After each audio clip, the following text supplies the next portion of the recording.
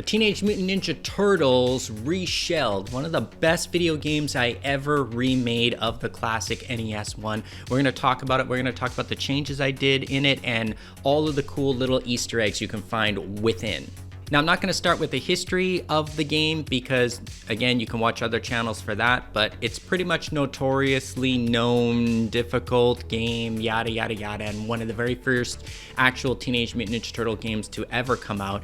And if you've watched one of my other videos before of me talking about the NES, it was actually one of the very first games that I did play on the system as well.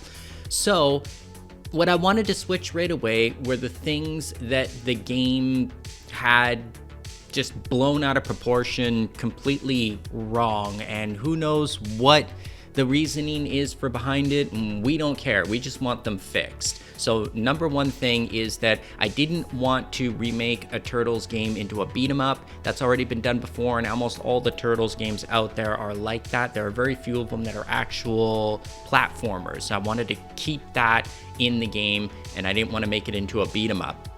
And then after that, it was the switching of the turtles was always a problem, I thought, for me. And if you didn't have a problem with it, then great.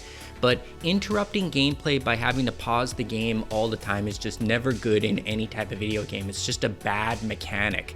So what I wanted to do is I wanted to experiment with it because at the time I couldn't even think that I could do it. I didn't even think that I could create this. I had to make this whole thing from scratch. I had to make it so you could switch the turtles anytime you wanted on the fly, and so essentially have 4 characters being played at the same time instead of just one. So it totally worked when I did it. I was completely shocked and surprised. It worked really well.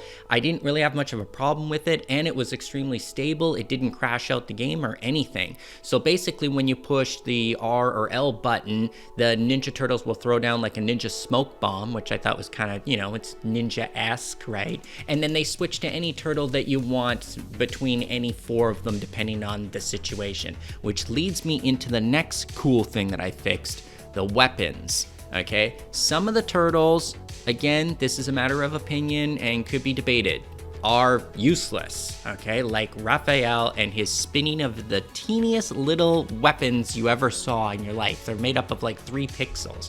Right away, I wanted to switch that. I wanted to make it so that all of the turtles were good in some way, balance out the game. Not to mention that you can watch other playthroughs of the game, and what do? They just always pick Donatello. Why? Because he has the most damage and he has the most range.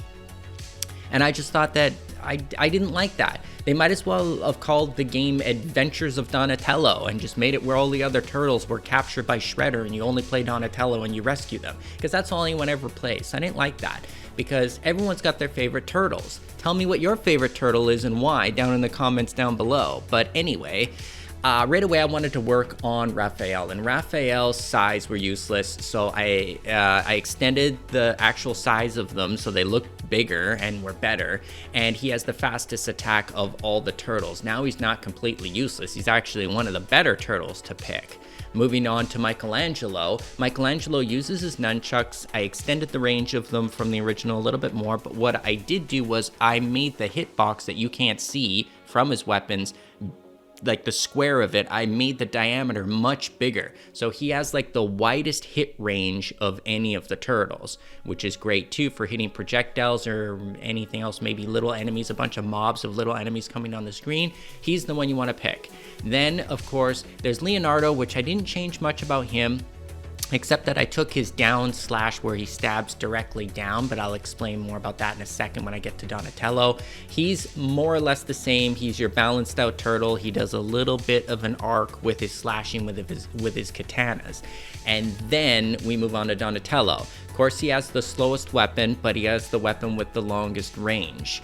And what I did was I kept the down stab, like when you duck and attack and he actually stabs down with his bow staff. I kept that in the game. So it's good for hitting enemies that are below you on platforms, but it's absolutely terrible for hitting any little enemies on the ground, like little mousers or those eyeballs that run across the ground. You want to pick a different turtle for that can actually have a regular duck attack that goes straight forward.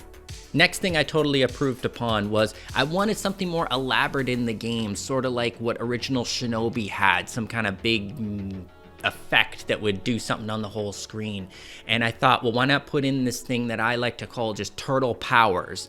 And what that means is the more enemies that you defeat, you'll build up this power meter in the top right hand corner of the screen. And when it's maxed out, it'll say it's maxed and it'll flash. And then if you push the specific button to do the turtle maneuver, turtle power maneuver, he'll jump up in the screen, or he'll spin around. The turtle that you have will spin around on screen, and he'll do like a specific attack depending on which turtle you are. And then Raphael, and this is a cool Easter egg too, because I took this directly from the cartoon, which I'm going to talk about some other stuff, is he throws manhole covers all over the screen. They bounce all over and they hit all the enemies, and they kill them all. And that's because in the actual cartoon, he even said, I am Raphael, the master of the manhole cover. And you can look that up. That is a scientific fact. So another cool thing that I put in the game too is there is a whole stage where the turtles get captured and you have to play as April O'Neil, which I thought was kind of neat, just to switch up the gameplay a little bit. And it's a cool Easter egg with her because her weapon is actually a frying pan, again, taken directly from the Turtles cartoon, if anyone would recognize it, of the part where her apartment was getting infested by all of these little mousers everywhere, and her and Splinter had to fight them off before the turtles would get there, and it literally shows her fighting with a frying pan. So that's her weapon of choice, and then you rescue the turtles with her, and then it goes on to the next stage. And I thought that was a pretty cool add to the game. Another funny thing that people have mentioned when they played it is when you start the April O'Neil stage, you can see the turtle van kind of parked on an angle like it's on top of the wall in the background. And I did that because I thought it was funny, because in the cartoon, April, lots of the time, she actually drives the turtle van, and she drives like a maniac, okay? Like, she's like driving all over staircases and in and out of buildings. And I've even watched her dodge missiles, actual heat-seeking missiles, in the turtle van. Now, of course, you're probably gonna wanna know, Ed, what did you do to change the dam stage? And I'm gonna tell you, because we all hate it. Nobody likes it. It's so tedious. So I tried to do the best I could with it. I improved the controls underneath the water so that the actual turtles can swim, and you don't got to keep tapping on the button, tapping on the jump button to make them go up and down. It was really quirky. Now they just actually swim, and it just has a better feel to it with the D-pad. Now you still have to disarm the bombs, but instead of having a timer, you actually have an air gauge, because you know, maybe you don't know this, but turtles can't actually breathe underwater, and they can't hold their breath forever either. They actually do commonly drown out in the ocean. So I had to have that in there. It made a little bit more sense. But don't worry, because I put these bubbles all over the stages, and if you can find them and get them, they'll actually give you more air. I sort of got the idea from Sonic the Hedgehog. They did that in the original one.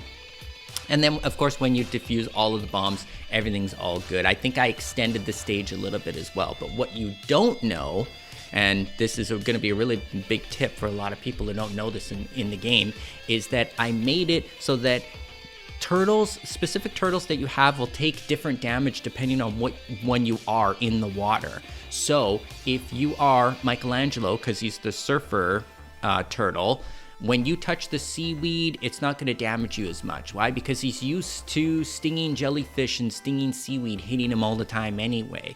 And then there's the electrical zappers, or these electrical wires or whatever, that are going through the water. And of course, Donatello takes the least amount of damage from those because, of course, he's experimenting with things all the time and he's getting shocked all the time, so he's used to it.